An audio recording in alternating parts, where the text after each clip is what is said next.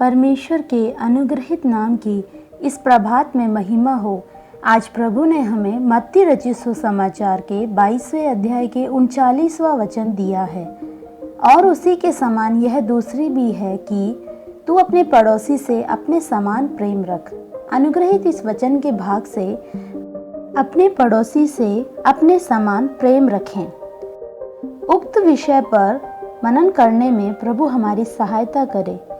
यीशु मसीह की परीक्षा लेने की मनसा से फरीसियों में से एक व्यवस्थापक आकर, गुरु, व्यवस्था में सबसे बड़ी आज्ञा कौन सी है, यह प्रश्न मसीह से किया। इसके जवाब में यीशु ने कहा कि तू परमेश्वर को अपने प्रभु से सारी मन और सारे प्राण और अपनी सारी बुद्धि के साथ प्रेम रख। यह पहली और सबसे बड़ी आज्ञा है। दूसरी आज्ञा अपने पड़ोसी से अपने समान प्रेम रख। हमारा पड़ोसी कौन है? हमारे जैसे दूसरे मनुष्य।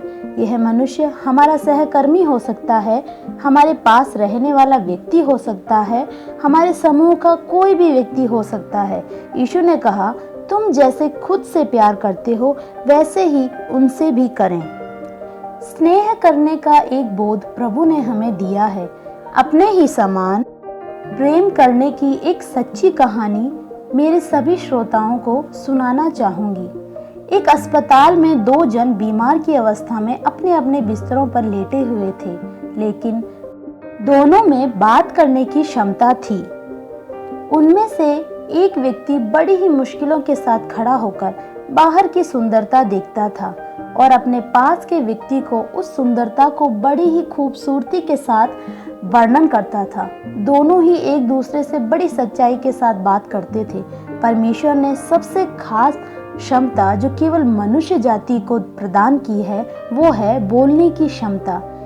बीमारी की इस अवस्था में वो दूसरा व्यक्ति उस 1 घंटे का रोज बड़ी ही उत्सुकता से इंतजार किया करता था। जब वह बाहर की सुंदरता के बारे में सुनता तो वह अपने दर्द को भूल सा जाता था। खिड़की के पास वाला व्यक्ति, यद्यपि उसे उठने और बैठने में बहुत ही तकलीफ होती थी, पर वह उस व्यक्ति के लिए सब कुछ सह लेता था। व्यक्ति जो बाहर घूम रहे थे, बहुत ही तेज गति से जाने वाले वाहन, प्राकृतिक दृश्य, इन सब के बारे में जब वह व्यक्ति बताता तो यह दूसरा व्यक्ति बड़े ही ध्यान से ये सब सुनता रहता था।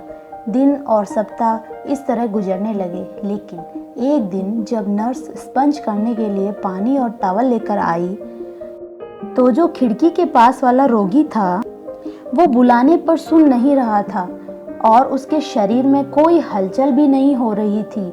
जब नर्स ने नाड़ी देखा तो उसे मालूम हुआ कि वो इस जीवन और इस दुनिया से जा चुका है। फिर रिश्तेदारों को बताया और शव को मोर्चरी ले गए, लेकिन दूसरे रोगी को बहुत ही दुख हुआ ये जानकर कि उसके पास वाला व्यक्ति जो उसका साथी था उसे छोड़कर चला गया है। अगले दिन जब नर्स आई तो इस व्यक्ति ने आग्रह किया कि मुझे मेरे मित्र वाले बिस्तर पर शिफ्ट कर दो, मुझे भी बाहर के दृश्य देखने का बहुत मन है। नर्स ने उसके आग्रह अनुसार उस बिस्तर पर उसे शिफ्ट कर दिया। वह बहुत ही मुश्किलों से अपना सर उठाकर बाहर देखता है, लेकिन उस खिड़की के बाहर सिर्फ एक दीवार खड़ी थी। वो दीवार एक दिन में तो वहां खड़ी नहीं हुई, तो फिर वो व्यक्ति कैसे बाहर के दृश्यों का वर्णन करता था? इस आश्चर्य के साथ उसने नर्स से पूछा, क्यों और कैसे उसने बाहर के दृश्यों का वर्णन मुझे बताया? तब नर्स ने उससे कहा कि उस मनुष्य में तो देखने की भी क्षमता नहीं थी, लेकिन अपनी इस कमी को भूलकर अपने पड़ोसी के दर्द को कम करने के लिए अपनी बोलने की क्षमता का उपयोग उसने किया।